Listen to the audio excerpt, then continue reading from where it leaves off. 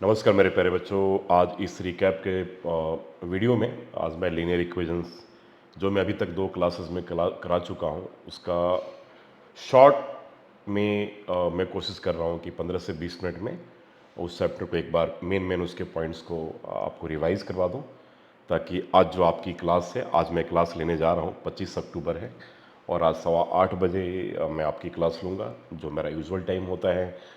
अभी 2-3 दिन क्लास नहीं ले पाया था तबीयत ठीक नहीं होने के कारण से। अभी भी तबीयत ठीक नहीं पूरी तरीके से, लेकिन मैं देखता हूँ 1 घंटे, सवा घंटे, 1.5 घंटे जो भी होगा मेरे से पॉसिबल वो आज क्लास में लेने जा रहा हूँ। तो आइए इस वीडियो में मैं लीनियर इक्वेशंस के पिछले 2 क्लास का मेन पॉइंट्स आपको बता दे रहा हूँ, क्योंकि इन पॉइंट्स के बिना आगे फिर चैप्टर अगर आप करोगे तो हो सकता है कि आपको चैप्टर समझ में नहीं आए।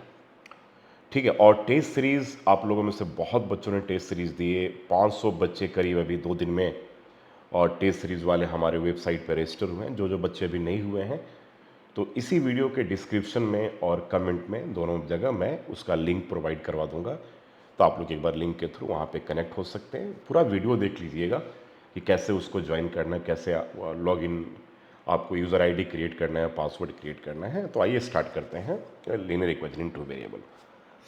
बच्चों, मैंने कहा था कि लीनियर इक्वेशन इन 2 वेरिएबल जो हमें पढ़ना है क्लास 10th क्लास में, यहाँ पर 2 इक्वेशन साइमल्टेनियसली यानी कि एक साथ पढ़ना है ना। तो एक का general form a1x plus b1y equals to c1 होगा, a2x plus b2y equals to c2 होगा।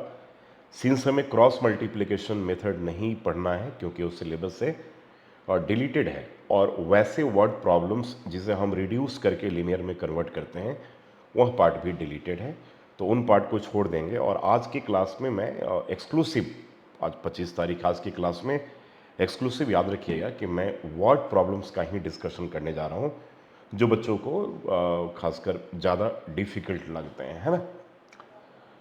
तो लीनियर का जो मानक रूप होगा, सिंस क्रॉस मल्टीप्लिकेशन नहीं है इसलिए हम स्टैंडर्ड फॉर्म को क्या मानेंगे, a1x plus b1y equals to c1 और a2x plus b2y equals to c2, जहाँ पर a1 b1 c1 a2 b2 c2 ये सारी के सारी वास्तविक संख्याएं हैं, और a1 b1 या a2 b2 दोनों एक साथ कभी भी शून्य के बराबर नहीं होंगे, जिसके लिए हम क्या लिखते हैं कि a1 square plus b1 square not equals to 0 और a2 square plus b2 square not equals to 0। एक एमसीक्यू के लिए अच्छा इंपॉर्टेंट क्वेश्चन बनता है।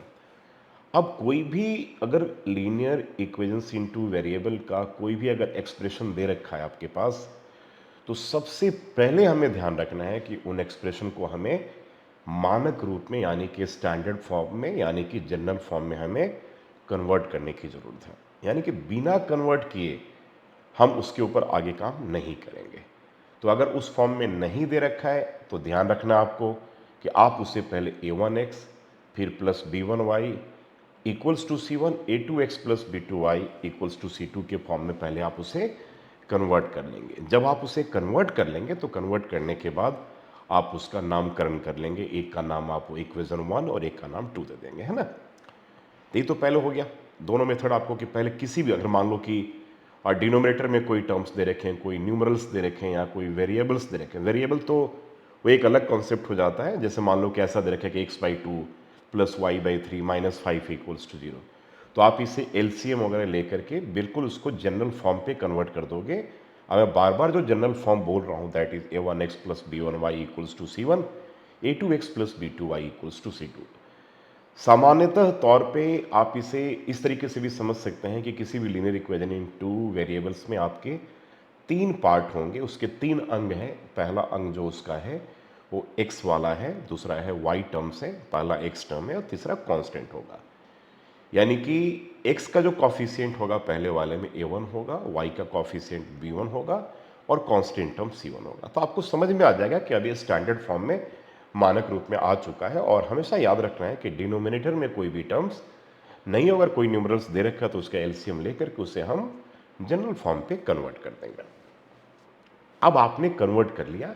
अब कन्वर्ट करने के बाद हमारे पास 3 मेथड है। पहला मेथड है एलिमिनेशन और सेकंड मेथड है सब्सटीट्यूशन। क्रॉस मल्टीप्लिकेशन आपके सिलेबस से डिलीट हो चुका है। तब इन 2 मेथड की मैं बात करता हूं, किसकी किसकी, एलिमिनेशन की और सब्सटीट्यूशन की। जब हम एलिमिनेशन मेथड से किसी भी लीनियर इक्वेशन इन 2 वेरिएबल्स को अगर हम सॉल्व करते हैं तो एक बात हमेशा याद रखना कि एलिमिनेट करना आपको एक्स के कॉफिशिएंट को या वाई के कॉफिशिएंट को। तो एलिमिनेट करने के लिए दोनों के कॉफिशिएंट को हमें बराबर करना पड़ेगा। जैसे मान लो कि 2x प्लस 3y 5 के बराबर है, 3x प्लस 5y 6 के बराबर है। तो पहले में x का कॉफिशिएंट 2 है, फिर दूसरे में 3 है मान लो। तो दोनों को हम बराबर करने के लिए पहले वाले को 3 से मल्टीप्लाई कर देंगे, दूसरे वाले को 2 से मल्टीप्लाई कर देंगे। तो दोनों समीकरण में, दोनों इक्वेशंस में x का जो कॉफिशिएंट होगा वो बराबर हो जाएगा। समझ गए?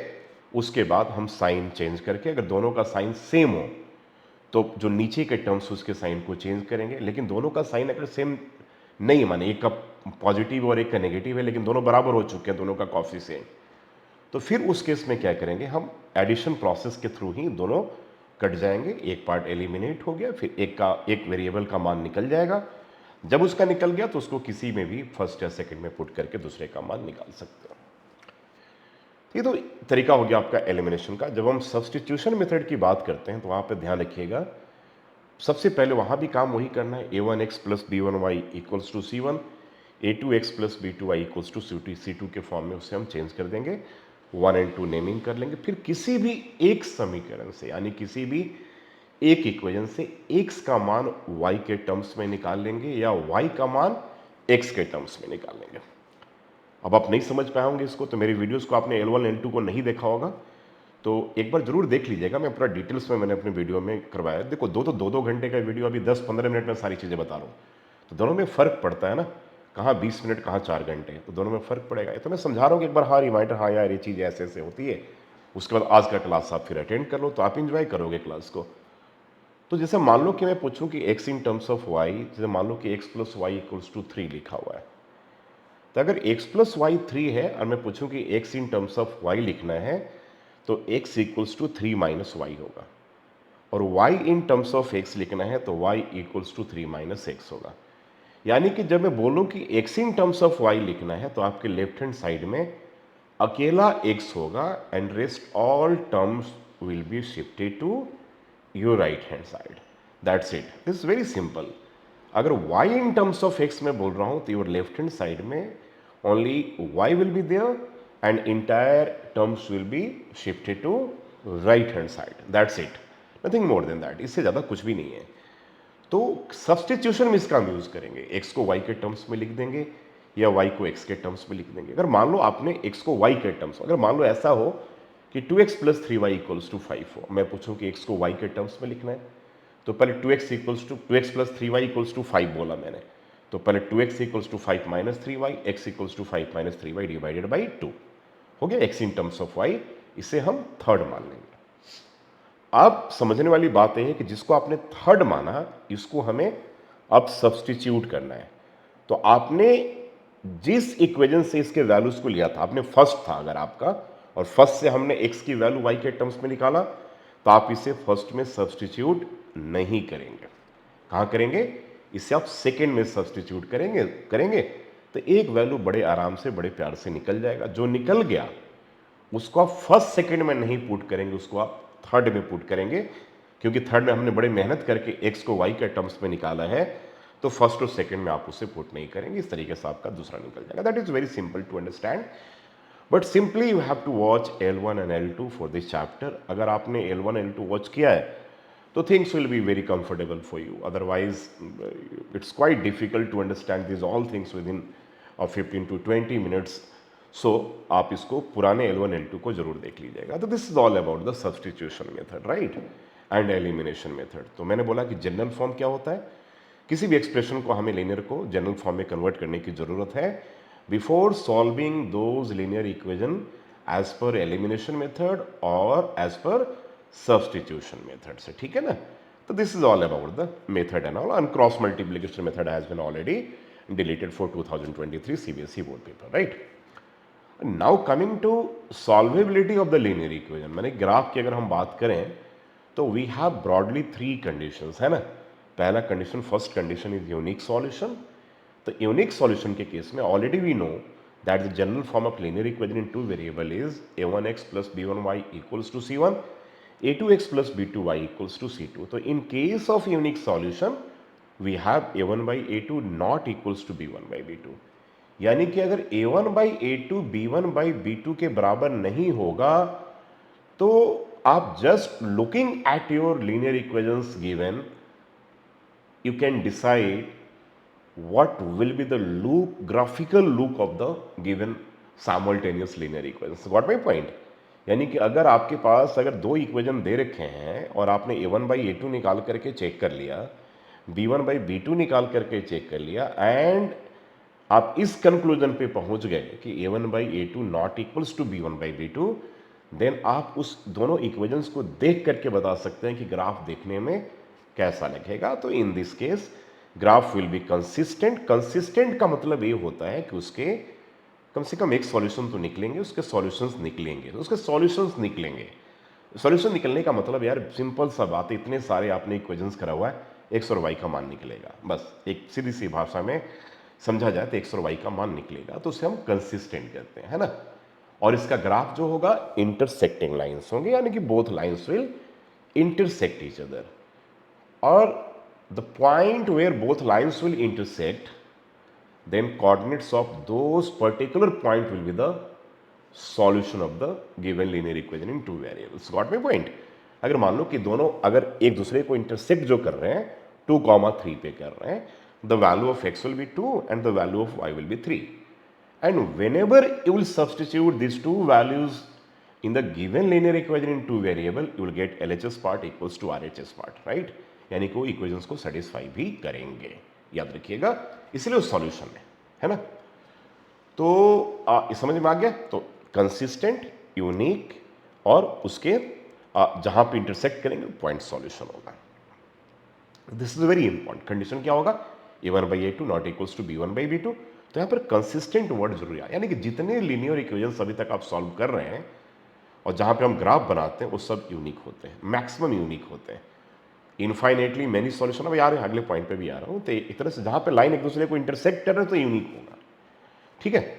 तो आज हम लोग इसके ऊपर भी थोड़े से क्वेश्चंस करेंगे और बाकी इसके ऊपर क्वेश्चंस आपके सीबीएसई बोर्ड के पेपर में भी पूछे जाते हैं। Next part is infinitely many solution. तो भाई देखो, इनफाइनेटली मेनी सॉल्यूशन का मतलब तो हो ही गया ना कि उसके सॉल्यूशन निकल रहे हैं, तो ऑब्वियसली कंसिस्टेंट होगा। तो आप इस केस में, लेकिन अगर आप इक्वेशंस को सॉल्व करते हैं तो you will be unable to solve this equation. Graphically you can find कि हाँ भाई एक लाइन के ऊपर सेकेंड लाइन विल ओवरलैप। मैं अगर आपसे कह दूं कि 2x plus 3y equals to 5 and 4x plus 6y equals to 10 and solve these two equations using elimination method, तो it will be quite difficult for you to solve these two equations. आप जब काटोगे सब cut जाएंगे, सब cut गए। अरे भाई cut गया तो फिर समझ में आ गया ना। यानी कि एक लाइन के ऊपर second, first line and second line both lines are same, यानी कि एक लाइन के ऊपर सेकंड लाइन विल ओवरलैप, और ओवरलैप जब कर जाएंगे तो उसके infinitely many billions and billions of solutions होंगे, है ना। इंटरसेक्टिंग में तो एक ही सॉल्यूशन था, लेकिन इसमें billions and billions of solution, so we say infinitely many solution. और इसके लिए हम बहुत डिपेंडेंट वर्ड यूज करते हैं, को इंसिडेंस यूज करते हैं, ओवरलैप वर्ड यूज करते हैं। तो दो तीन वर्ड जरूर याद रखना है। अच्छा बच्चों, एक बात जरूर ध्यान रखना, कभी कभी एक इक्वेशन दे रखा होगा और एमसीक्यू में 4 ऑप्शन आपके पास होंगे और एक पूछा जाएगा कि भाई सेकंड ऑप्शन कौन सा होगा जो यूनिक सॉल्यूशन को रिप्रेजेंट करता हो या इंटरसेक्टिंग लाइंस को रिप्रेजेंट करता हो, तो आपको लिखना होगा। और इनफाइनेटली में एक दे रखा होगा, फिर सेकंड लिखना होगा कि जो इनफाइनेटली मेनी सॉल्यूशन को रिप्रेजेंट करता हो। मैंने L1 L2 में इस टाइप के बहुत सारे क्वेश्चन समझाए भी थे, तो उस वीडियो को जरूर देख लीजिएगा। ये हो गया।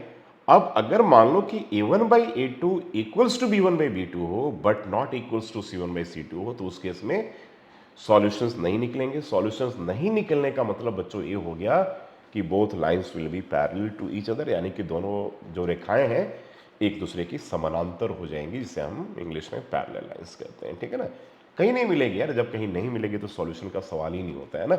जब नहीं मिलेगी तो नो सॉल्यूशन, ठीक है। तो यहां भी एक इक्वेशन लिखने के लिए आ सकता है, एक दे रखा होगा, एक आएगा जो पैरेलल लाइन को रिप्रेजेंट करता हो, तो ठीक है। तो आपको चेक करना है कि a1 by a2 equals to b1 by b2 तो होना चाहिए, but not equals to c1 by c2। तो इससे आपके पेपर में बहुत इंपॉर्टेंट क्वेश्चन आते हैं। बाकी कुछ वेरिएबल्स का वैल्यू, जैसे k का वैल्यू यूनिक सॉल्यूशन के लिए k का वैल्यू, नो सॉल्यूशन के लिए k का वैल्यू, इनफाइनेटली मेनी सॉल्यूशंस के लिए या ए एंड बी का वैल्यू, एम और एन का वैल्यू इनफाइनेटली मैनी सॉल्यूशंस के लिए सीबीएसई बोर्ड के पेपर में बहुत इंपॉर्टेंट है आप सबके लिए। फिर हम लोगों ने वर्ड प्रॉब्लम L2 में स्टार्ट कर दिए थे, जहां पर हम लोगों ने एज ग्रुप, देखो वर्ड प्रॉब्लम्स बच्चों को सबसे ज़्यादा डिफिकल्ट वही लगते हैं वर्ड प्रॉब्लम, क्योंकि पढ़ने के बाद आप इक्वेशंस को आप जो है ना डिराइव नहीं कर पाते हो। जैसे मैंने बोला कि I am 3 times as old as my son, तो मैंने कहा था कि भाई मेरी उम्र जो है मेरे बेटे की उम्र की 3 गुनी है। इसका मतलब हो गया कि यहाँ पर देखो 2 वेरिएबल तो हम पढ़ ही रहे हैं ना, तो एक मैं वेरिएबल हो गया, एक मेरा बेटा हो गया, ठीक है। तो मेरी प्रेजेंट एज अगर x ईयर्स है, मेरे बेटे की प्रेजेंट एज अगर y ईयर्स है, तो बड़ा सिंपल है कि मेरी उम्र जो है मेरे बेटे की उम्र की 3 गुनी है। दैट मीन्स कि x जो है इक्वल्स टू 3y है, तो x माइनस 3y 0। और कहते हैं कि आफ्टर 5 ईयर्स, तो मैंने आप लोगों को कहा था L2 में कि जैसे आफ्टर 5 ईयर्स या before 10 years, 5 years later, 5 years hence, ठीक है, 2 ईयर्स अगो, इन सारी चीज़ों को पढ़ने के बाद आप क्वेश्चन को नहीं पढ़ोगे। तो मैंने कहा 5 ईयर्स अगो, तो मैंने क्वेश्चन पढ़ना बंद कर दिया। और सबसे पहले हमने क्या किया कि 5 साल पहले मेरी अपनी उम्र को मैंने लिख लिया और अपने बेटे की उम्र को लिख ली। लिखने के बाद फिर क्या करेंगे, हम कंडीशन अप्लाई करेंगे। मान लो ऐसा कोई इक्वेशन है कि I am 3 times as old as my son, तो relationship is between father and son ना, so one is x, another one is y, and condition is given in present context, right? So I'm 3 times as old as my son, that is x equals to 3y. So converting this expression in linear equation in 2 variables, we got x minus 3y, that equals to 0. That's it. This is the first linear equation in 2 variable. And after that it is given in your question that 5 years ago, तो what it told you कि 5 years ago आपने पढ़ लिया, अब आगे you don't have to read your question further. तो फिर क्या है, 5 years ago लिख देंगे 5 years ago। अब एज ऑफ फादर क्या था, 5 साल पहले यार फादर की उम्र 5 साल छोटी थी, तो अभी x है तो 5 साल पहले x माइनस 5, और बेटा का एज अभी अगर y है तो 5 साल पहले y माइनस 5। तो लिख देंगे पहले कि 5 years ago age of father equals to x minus 5, age of son equals to y minus 5. Now we will apply the condition. अब it is given कि 5 years ago the age of father was 2 times the age of the son. So x minus 5 equals to 2 under bracket y minus 5. That's it. तो मेरे कहने का मतलब कि थोड़ी सी understanding की जरूरत है if you want to excel in your word problems based questions. तो थोड़े से आपको केवल अंडरस्टैंडिंग की जरूरत है कि यार कह क्या रहा है क्वेश्चन में, स्टेटमेंट क्या कह रहा है। तो दिस इज ऑल अबाउट जो पिछले लेक्चर्स में मैंने 2 लेक्चर्स में करवाया था, 17-18 मिनट का टाइम हो गया है अभी। और आप लोगों को दिल से थैंक्स कि आप लोग जिस तरीके से सपोर्ट कर रहे हो, और आप बिल्कुल टेंशन मत लेना। देखो यार, nobody knows the uncertainty in life, है ना, लेकिन मेरे अंदर जब तक होश है, जब तक मेरे अंदर दम है, ताकत है, आप विश्वास नहीं करोगे, पीपल कैन नॉट बिलीव कि I M 18 hours occupied person, ठीक है ना। 18 घंटे मेरे पास काम रहता है, 6 घंटे सोने के अलावे नॉन स्टॉप काम, बहुत सारे काम। मेरे दुबई के साथ बैचेज हैं, इंडिया के बाहर के बहुत सारे बैचेज हैं जो मैं लेता हूँ, दुबई में, यूएई में, नाइजीरिया, श्रीलंका, उसके बाद जाम्बिया, यहाँ के बहुत सारे बच्चे मेरे साथ पढ़ते हैं। इंडिया के बाहर का, यूएई के तो बहुत सारे बच्चे हैं, जहाँ पे सीबीएसई एफिलिएटेड स्कूल्स की बात मैं कर रहा हूँ। इंडिया के बाहर 250 करीब स्कूल सीबीएसई एफिलिएटेड है, तो वहाँ के बहुत सारे बच्चे मेरे साथ जुड़े हुए हैं। वो सारे पेड बैचेज में मेरे, तो बड़े ऑक्यूपाइड रहता हूँ, तो बहुत मुश्किल से टाइम निकालता हूँ।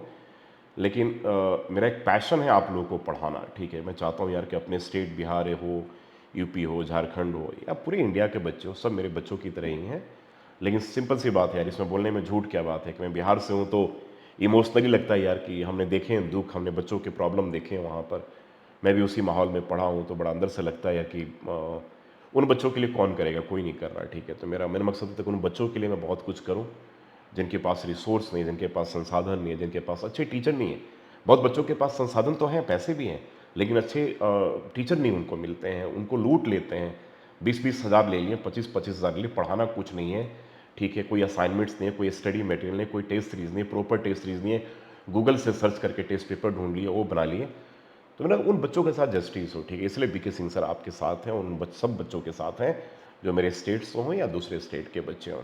अब आपको जो मैंने टेस्ट पेपर दिए हैं बना करके, आप पूरी दुनिया में चेक कर लीजिएगा, ये कहीं से टेपा हुआ पेपर नहीं। हाँ, क्वेश्चन तो मिल जाएंगे, लेकिन उसका पूरा फॉर्मेट, पूरा पैटर्न मेरा ही बनाया हुआ है टोटल। हम लोग इन्हीं कहीं से सेम पेपर उठा करके आपको ला करके दे दिए। क्वेश्चन तो सेम होंगे, क्वेश्चन में बार बार अलग दुनिया दे करके आपको कंफ्यूज कर दूं, उल्टे पुल्टे क्वेश्चन दे करके, तो कि लॉजिक नहीं बनता। 3 महीने में हमें वही पढ़ाई करना जो सीबीएसई बोर्ड के पेपर में आ जाए।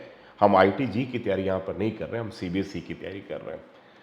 तो फिर भी मैं आपके लिए टाइम निकाल रहा हूँ और निकालता रहूँगा। बिल्कुल आप निश्चिंत रहिए, आराम से। मैथमेटिक्स का टेंशन आप मत लीजिए, अभी बहुत कुछ सरप्राइज पैकेज आने वाला है। टेस्ट पेपर आप प्रॉपर करते रहिए, टाइमली क्लास अटेंड करते रहिए। मुझे ऐसा लगता है कि जितनी एनर्जी आप लोगों को पहले क्लास में थी, अब वो एनर्जी थोड़ा सा डाउन हुआ है, तो मैं कहूँगा डाउन मत होने दीजिए। जिनको जाना है उनको जाने दीजिए, ठीक है, लेकिन 200, 400, 500 बच्चे ऐसे हैं जो बड़े सीरियस होकर के पढ़ाई करते हैं। तो आप लोग रेगुलर सेशन को अटेंड कीजिए, सारे टेस्ट पेपर्स को कीजिए। अगर आप चाहते हैं दिल से कि सुपर 100 का बैच जो मैं बनाने जा रहा हूँ, उस बैच में अगर आप आना चाहते हो, तो उस बैच में आप पढ़ेंगे तो कहेंगे कि सही में यार दुनिया में मुझे कौन मिल गया। यूट्यूब में तो आपको अच्छा लग ही रहा है, वहाँ पे अगर आप आगे सोचिए फिर 4 चांद लग जाना। चलिए ठीक है, थैंक यू सो मच। मिलते हैं आज 25 तारीख है 8 बजे, आप लोगों से देखते हैं 1 घंटा 1.5 घंटा जितने देर के लिए मिलूँ, लेकिन मैं आज का सेशन आप सबके साथ ज्वाइन जरूर करूँगा। Thank you so much and God bless you all. Bye, take care.